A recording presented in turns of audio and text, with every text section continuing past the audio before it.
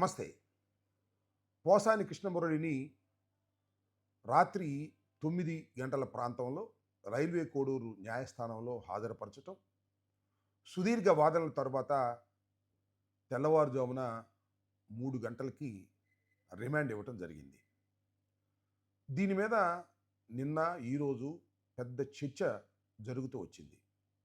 పోసాని కృష్ణమురళి పవన్ కళ్యాణ్ గారిని, చంద్రబాబు నాయుడు గారిని, లోకేష్ గారిని దూషించారని, అనకూడని మాటలు అన్నారని, అనుచిత వ్యాఖ్యలు చేశారని, అందువలనే ఆయన మీద కేసు పెట్టి అరెస్ట్ చేశారనేటువంటి ప్రచారం మెండుగా జరిగింది. కానీ వాస్తవం అది కాదు.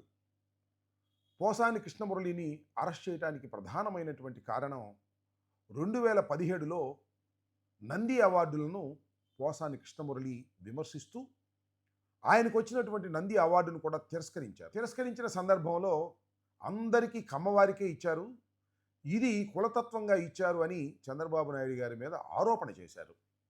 ఇది 2017లో. ఆ కేసు ఇప్పుడు రిజిస్టర్ చేశారు. ఓబులాపురంలో ఒక కంప్లైంట్ తీసుకున్నారు. తీసుకుని దాన్ని రిజిస్టర్ చేసి హుటాహుటిన హైదరాబాద్ వెళ్ళి పోసాని కృష్ణమురళి గారిని అరెస్ట్ చేసి తీసుకొచ్చి కోర్టులో ప్రొడ్యూస్ చేశారు. చాలా వింతగా ఉంది కదా.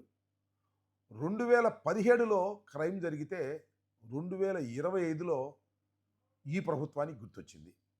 2017లో ఆయన అనుచిత వ్యాఖ్యలు చేసి కమ్మవారిని దూషించేటటువంటి కార్యక్రమం చేస్తే ఆ 17 తర్వాత కూడా 2 సంవత్సరాల పాటు చంద్రబాబు నాయుడు గారి ప్రభుత్వం అధికారంలో ఉంది.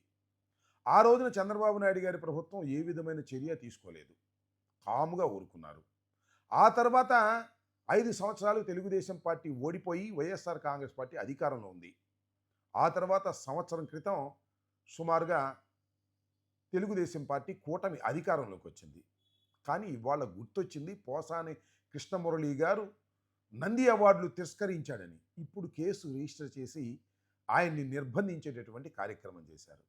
చాలా వింతైనటువంటి పద్ధతుల్లో ఇవాళ కేసులు రిజిస్టర్ చేస్తున్నారు, హెరాస్ చేస్తున్నారు.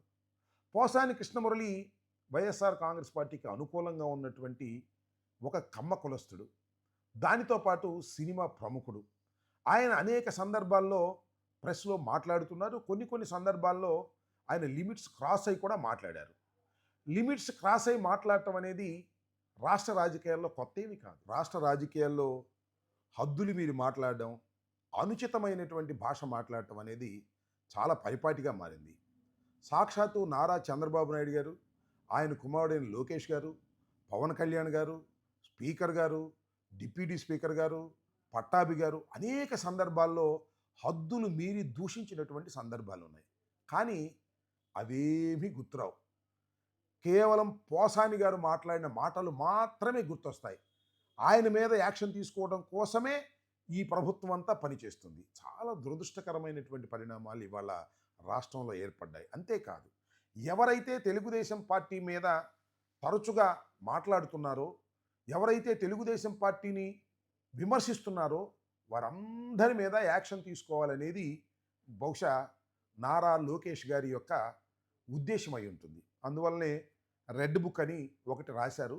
దానిలో వరుసనే అందరి మీద యాక్షన్ తీసుకునేటటువంటి కార్యక్రమం చేస్తున్నారు. అంతేకాదు, గోరంట్ల మాధవి మీద కూడా ఇవాళ ఒక నోటీస్ ఇచ్చారు. వచ్చే నెల 5వ తారీఖున సైబర్ క్రైమ్కి సంబంధించిన విజయవాడ స్టేషన్కు హాజరు కావాలి అని. ఆ కేసు ఏంటంటే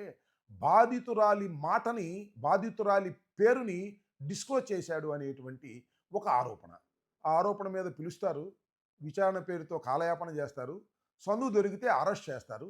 ఈ విధంగా ఇబ్బంది పెట్టాలనేటువంటి పద్ధతుల్లో ప్రయత్నం చేస్తున్నారు.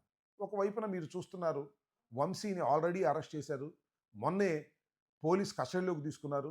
3 రోజులు పోలీస్ కస్టడీ తర్వాత మళ్ళా కోర్టులో హాజరుపరిచారు, మళ్ళా రిమాండ్కి పంపించారు, మళ్ళా పోలీస్ కస్టడీ తీసుకోవాలనేటువంటి ప్రయత్నం చేస్తున్నారు. టోటల్గా అర్థమవుతున్నది ఏమిటంటే ఏదో ఒక విధంగా ఫాల్స్ కేసెస్ పెట్టి వైఎస్ఆర్ కాంగ్రెస్ పార్టీ నాయకుల్ని వేధించాలనేటువంటి ఒక పద్ధతి ప్రకారం చేస్తున్నటువంటిది చాలా క్లియర్గా అర్థమవుతుంది. రాత్రి 9కి పోసాని కృష్ణమురళి గారిని హాజరుపరిచారండి. అక్కడి నుంచి ఉదయం 3 గంటల దాకా వాద ప్రతివాదనలు జరుగుతూనే ఉన్నాయి. ఏం కేసు ఇది? ఎంత కేసు ఇది?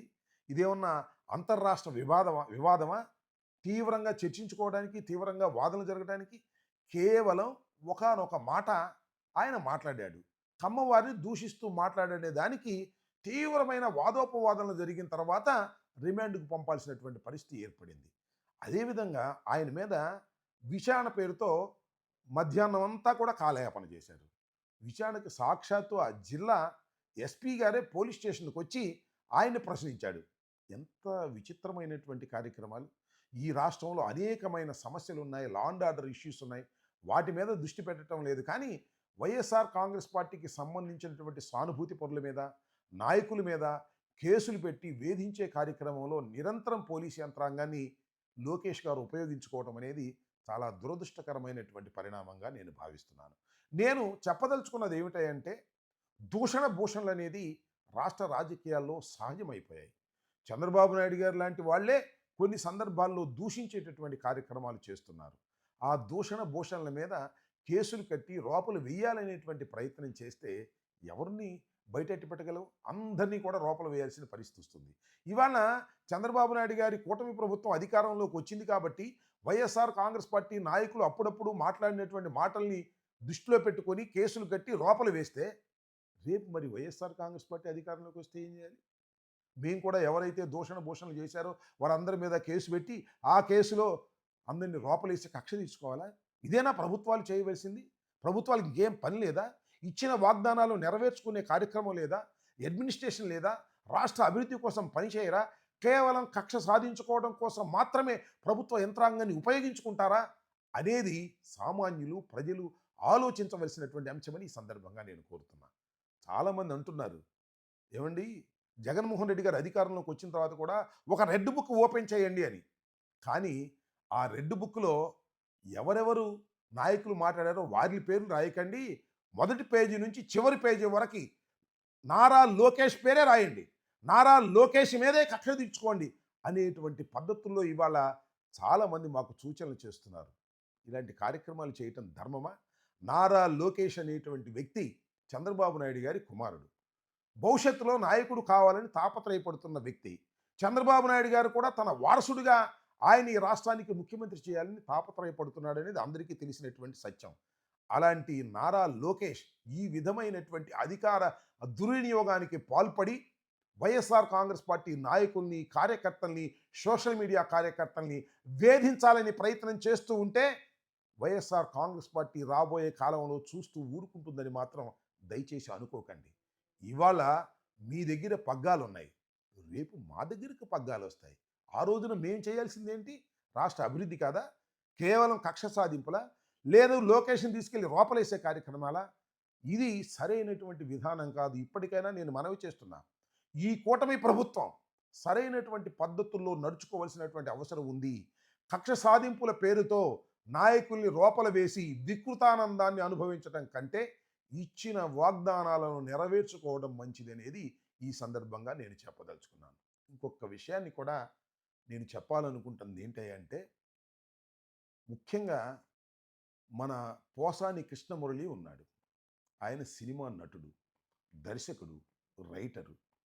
ఆయనేమి పెద్ద ఉగ్రవాది కాదు. కాకపోతే కొన్ని సందర్భాల్లో వైఎస్ఆర్ కాంగ్రెస్ పార్టీకి అనుకూలంగా వ్యవహరించాడు. ఒకానొక సందర్భంలో భయపడ్డాడో, సరైంది కాదనుకున్నాడో, నాకు రాజకీయాలే వద్దు, నేను లొంగిపోతాను అని అన్నాడు. అలాంటి లొంగిపోతాను అన్న పోసాని కృష్ణమురళిని పట్టి వేధించి ఒక పులిలాగా చిత్రీకరించి పులిని బోన్లో పెట్టారు ఇవాళ మీరు. అతని దోన అతను వెళ్ళిపోయేవాడు. కానీ ఇవాళ ఒక పిల్లిని గదిలో పెట్టి కొడితే ఏ విధంగా పులైందో పోసాని కూడా ఆ విధంగానే పులి అయ్యే పరిస్థితి తీసుకొచ్చారు. ఇది లోకేష్ అజ్ఞానానికి నిదర్శనమని ఈ సందర్భంగా నేను చెప్పదలుచుకున్నాను.